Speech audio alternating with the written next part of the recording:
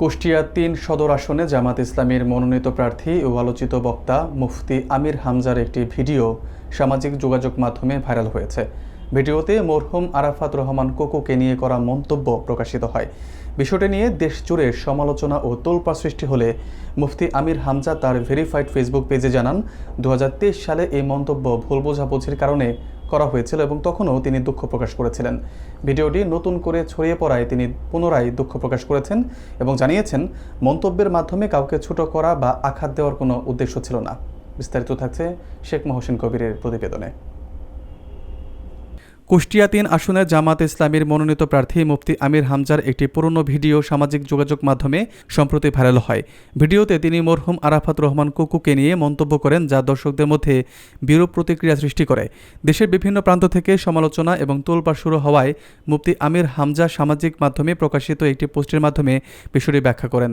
তিনি জানান, এই মন্তব্য তিনি ২০২৩ সালে করেছেন এবং তখন ভুল বোঝার কারণে বিষয়টি নিয়ে দুঃখ প্রকাশ করেছিলেন।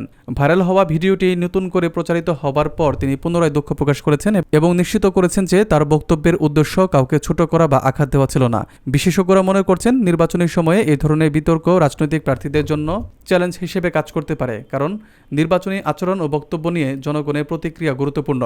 সামাজিক যোগাযোগ মাধ্যম এবং গণমাধ্যমে আলোচনার পরিপ্রেক্ষিতে মুফতি আমির হামজা পুনরায় তার অবস্থান স্পষ্ট করেছেন এবং নেতিবাচক প্রতিক্রিয়া প্রশমনে চেষ্টা করেছেন। আমি আমির হামজা, কুষ্টিয়া, 2000 সম্ভবত এটা 23 সালের দিকে বা 19 সালের দিকে, আমার তারিখটা মনে নেই, 19 অথবা 23 এরকম হবে। চট্টগ্রামের ওই লাইনে কোন জায়গায় এক তাফসির মাহফিলে নামের সৌন্দর্য বোঝাতে গিয়ে শহীদ জিয়াউর রহমানের ছোট ছেলে আরাফাত রহমান কোকো, ওনার নামে যে কোকো শব্দটা আছে, এই শব্দটাকে বিকৃত করলে বা মুরব্বী মানুষ যারা দাঁত নেই যাদের, এই সমস্ত মানুষ যদি এরকম নাম ধরে ডাকাডাকি করে, অনেকের নাম আমি কয়হস্য কু এরকম ডাকতে শুনেছি। এই সেই উদাহরণটা টানতে গিয়ে অনাকাঙ্ক্ষিত ভাবে আসলে চলে আসে 1-1.5 ঘন্টা 2 ঘন্টার ভেতরে কথা বলবে। তো ওই সময় তার পরের দিন আমি এটা সংশোধন করে নিয়েছি, ভুল স্বীকার করে। কারণ ভুল হলে মানুষ স্বীকার করবে, এর ভেতরে কোনো লজ্জা নেই, অপমান নেই, ছোট হওয়া নেই। এটা আমি ভুল হলে স্বীকার করি, মানুষ তো ভুলের ঊর্ধ্বে নয়। এরপরে আবার কিছুদিন পরে যখন এ নিয়ে কথা উঠেছিল, আমি আবার লাইভে বলেছিলাম এই বিষয়টা, যে আসলে এটা অনাকাঙ্ক্ষিত। 1-1.5 ঘন্টার ভেতরে এরকম 2-1টা স্লিপ অফ টাং হতে পারে। এটা আমি উদাহরণ হিসাবে সুন্দর নাম বা কোরআনে কারিমের সূরা আরাফের যে আয়াত পড়লাম, তিরমিজি শরীফের যে হাদিস, কানা ইউগাজ্জিরুল ইসমাল কবিহা, তিরমিজি শরীফে নবীজি জানিয়েছেন হযরত আয়েশা থেকে বর্ণিত, কোনো খারাপ নাম তিনি যদি শুনতেন ওই নামটা পাল্টিয়ে দিতেন।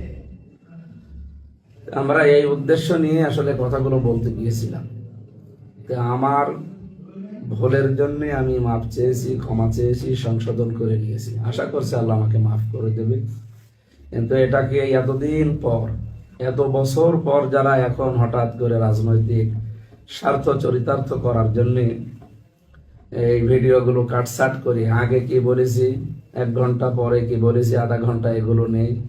এই 8 মিনিট 8 সেকেন্ড 10 সেকেন্ড 15 সেকেন্ড সামনে নিয়ে এসে যারা জাতির সামনে আমারকে চরিতার্থ করার চেষ্টায় আছে, তাদেরও তো কত ভুল হয় তাদের রাজনৈতিক নেতাদের নিয়ে কথা বলতে গেলে। এই তো কয়েকদিন আগে তাদের একজন মরহুম বা মরহুমা মানুষকে নিয়ে কথা বলতে গিয়ে তারা এমন একটা শব্দ চয়ন করেছে যেগুলো তাদের দলের লোক হাসাহাসি করছে।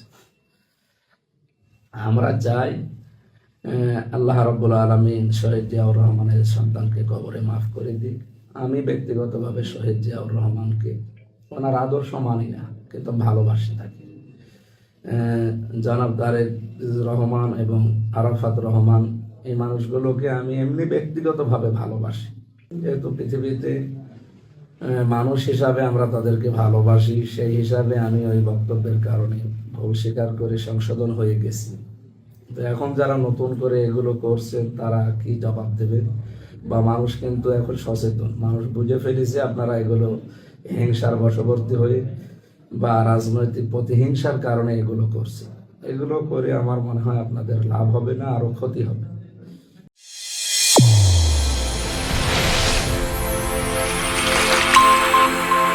চ্যানেল A1 হৃদয়ের স্পন্দন।